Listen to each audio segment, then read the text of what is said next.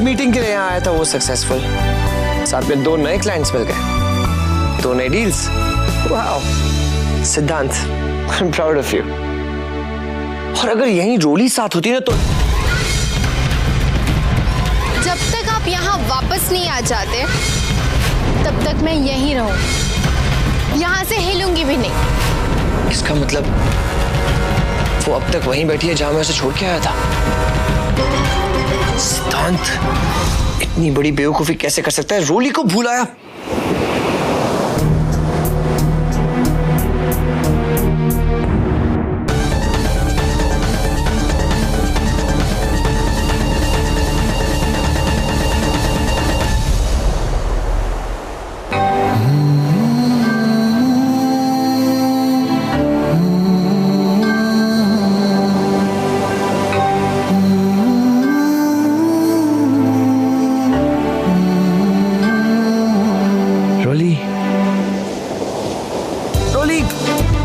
रोली मेरी बात सुनो। रोली मेरी बात तो सुनो। आई एम सॉरी ना, प्लीज मेरी बात सुन लो। सुनने के लिए बाकी रह गया है क्या? मैं आपकी कोई बात नहीं सुनने वाली। इतनी देर से आपकी वेट कर रही थी और आप तो रहने ही दीजिए। मुझसे कोई बात मत कीजिए। अगर आप पूरी रात भी मेरे पीछे पीछे घूमेंगे ना, फिर भी मैं आपसे बात नहीं करने वाली। नहीं मानूंगी मैं। हटिए। अरे रोली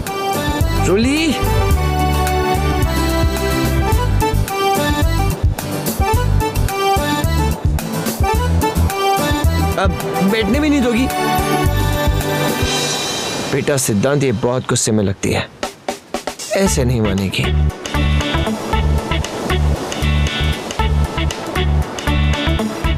और गुस्सा होना भी चाहिए सिद्धांत तुझसे।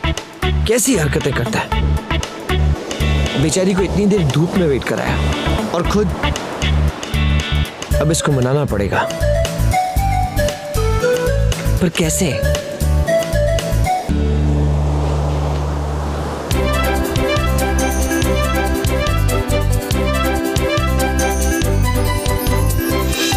भैया हाँ ये लीजिए, रख लीजिए बाकी का।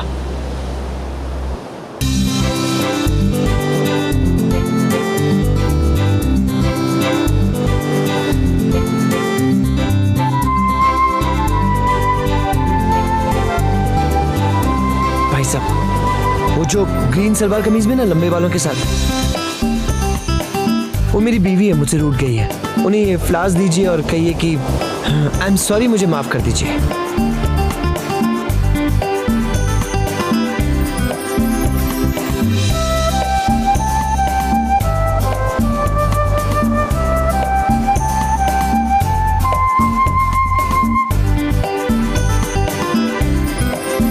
आई एम सो सॉरी, मुझे माफ कर दो। आप मुझसे माफी क्यों मांग रही हैं?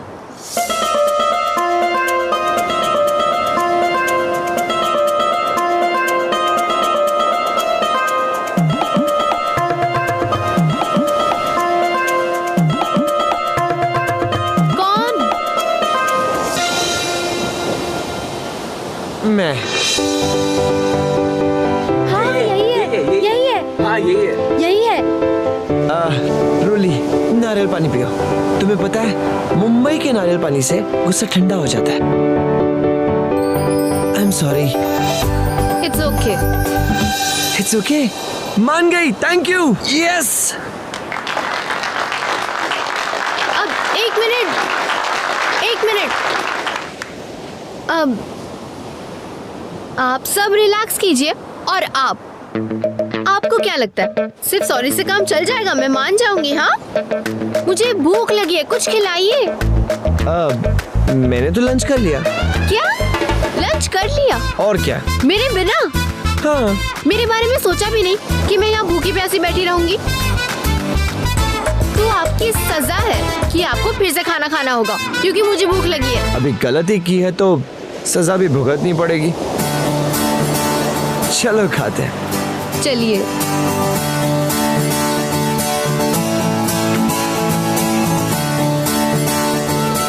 कोई बात नहीं, मैं अभी भिजवा देती हूँ। आपने बुलाया माता जी? परी, वो जो मैंने तुम्हें 10,000 रुपए रखने के लिए दिए थे वो ला कर दो। जी माता जी, अभी लाई।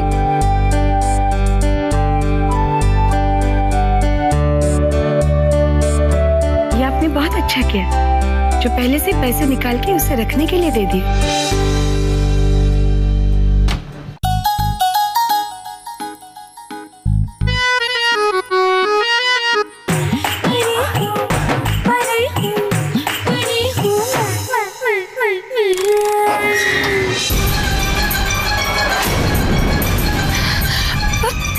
ये 10,000 रुपए का लिफाफा कहाँ गया?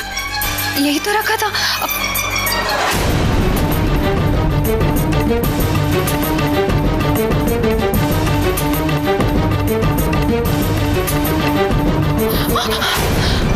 यहाँ भी नहीं है। कहाँ गया? हे भगवान, अब मैं क्या करूं? 10,000 रुपए की तो बात है, यहाँ से ले लेती हूँ। अरे नहीं, माताजी ने वो रुपए तो एक लिफाफे में रखे थे। अब वैसा लिफाफा कहाँ से लाऊंगी? कुछ नहीं हो सकता परी, अब तो माताजी को सब कुछ सच सच बताना ही पड़ेगा। क्या तिजोरी में पैसे नहीं है? ऐसे कैसे हो गया?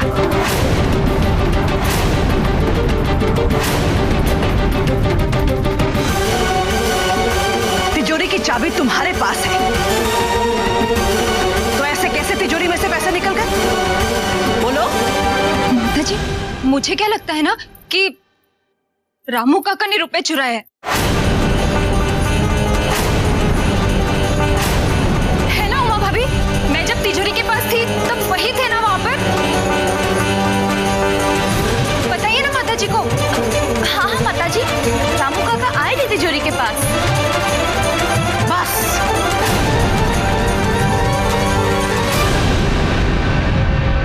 मैं रामू के बारे में एक शब्द और नहीं सुनना चाहती। क्या सोचकर तुमने रामू पर इतना घिनौना इल्जाम लगा दिया? कोई सबूत है तुम्हारे पास? इस घर की चाबी तुम्हारे हाथ में आ गई, इसका मतलब ये नहीं कि तुम जब चाहे जिसका चाहे अपमान करो। लेकिन माताजी, मैंने तो रुपए अच्छे से संभाल के रखे थे। अगर रुपए इतने ही संभाल कर रखे थे तो वो तिजोरी में से कहां चले गए? यहाँ है वो रुपए।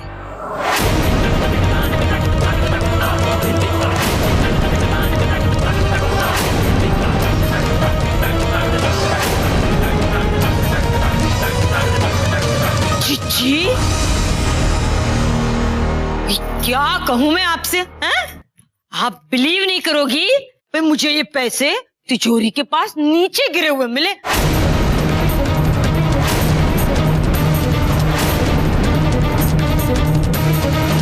वैसे मैं बताने आ ही रही थी कि एक इम्पोर्टेंट फोन कॉल आ गया, बस। इसे समझने वाली बात है, परी तो कुछ और ही कहानी बता रही थी। चोरी है तो ये कहानी में ट्विस्ट। तो कोई नहीं, भाई समझने वाले तो समझ ही गए कि सच क्या है और झूठ क्या है।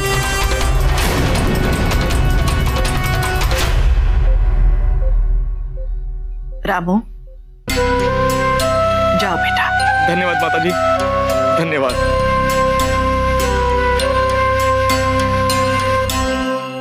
अब बोलो परी, अब क्या जवाब है तुम्हारे पास? क्या अब भी अपनी गलती तुम रामू पर थोपना चाहोगी? रामू इस घर का नौकर नहीं, मेरे परिवार के सदस्य जैसा है। इतने सालों से वो हमारे घर का, हम सब का इतना ख्याल रख रहा है, और तुमने एक झटके में उसे चूर बना दिया। कहने का मतलब ये है, किसी और पर इल्जाम लगाने से पहले खुद अपने अंदर झांक कर देखो कि तुम किस लायक हो। मैं आपसे माफी मांगती हूँ माताजी, मुझे अपनी गलती का एहसास है, प्लीज मुझे माफ कर दीजिए। नहीं परी, तुम्हारी ये गलती माफी के काबिल नहीं है।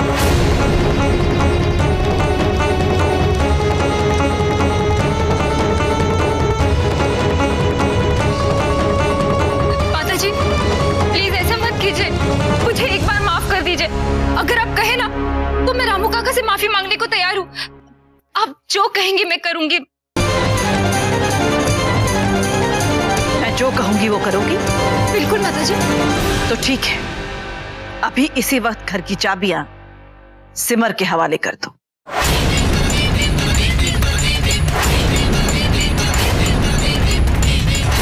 सिमर और रोली ने अपनी जिम्मेदारी को बहुत समझदारी से निभाया है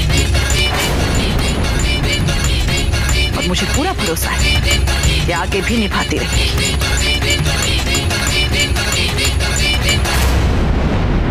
परी,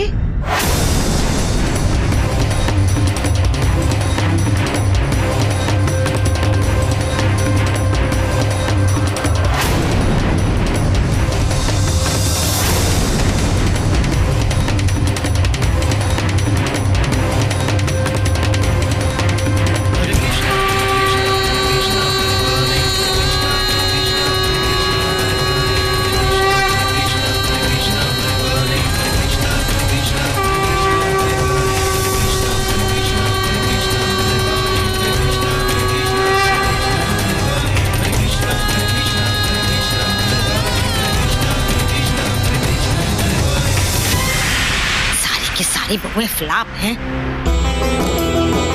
जी मैं अब भी कहती हूँ चाबी तो आप अपने पास रखो।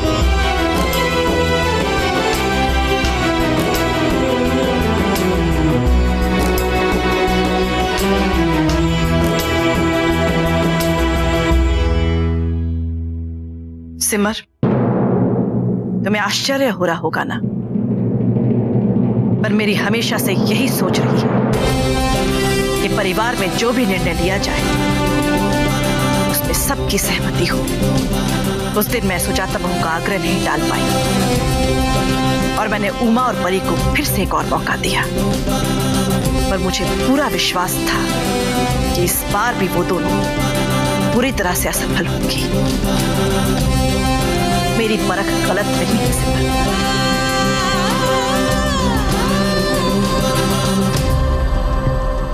मैं जानती हूं सिमर,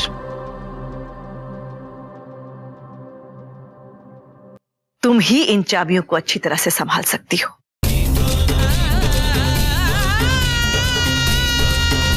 मैं आपको विश्वास दिलाती हूँ माता जी, मुझ पर आपका ये भरोसा मैं कभी नहीं टूटने दूंगी। ठीक है। अरे हाँ, तुम्हें तो आज अपनी किसी सहेली से मिलने जाना था ना? हाँ, तो फिर जल्दी जाओ और अंधेरा होने से पहले घर वापस आ जाना।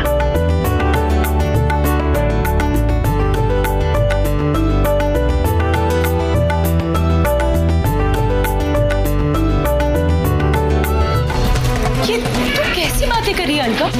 कहीं पागल तो नहीं हो गई? पागल तो मैं अब तक थी सिमर, अपने पति के प्यार में, जो सच को देखकर भी उसे अनदेखा कर रही थी। और अब तो उनका अफेयर खुलकर सामने आ गया है। लेकिन अलका, ये तेरी गलतफहमी भी तो हो सकती है ना? गलतफहमी अब तक थी, मुझे ही क्यों, हर उस औरत को होती है जो अपने पति से बेहद प्यार करती है।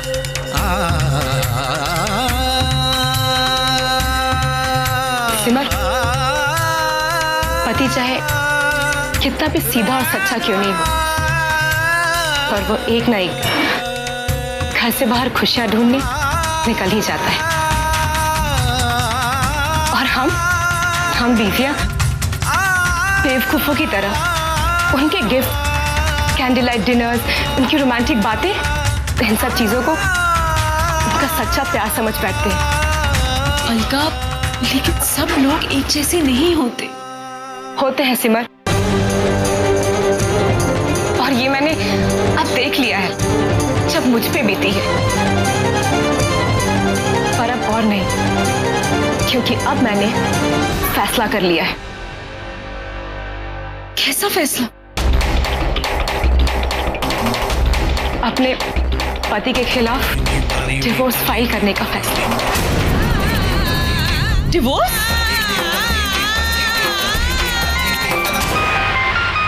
एक मिनट सिमर।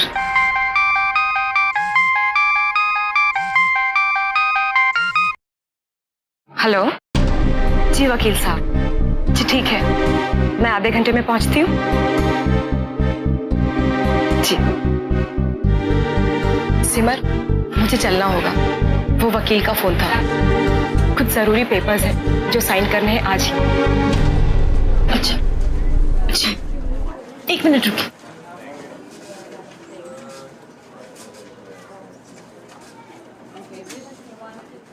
ये लीजिए। Thank you ma'am.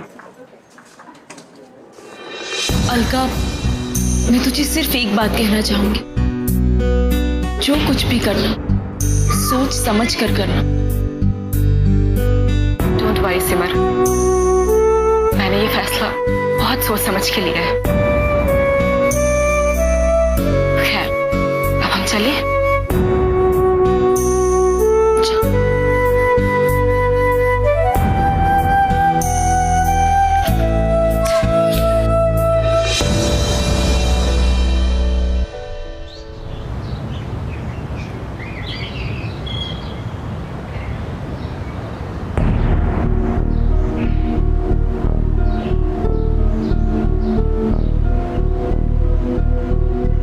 अच्छा सिमर, अब मैं चलती हूँ।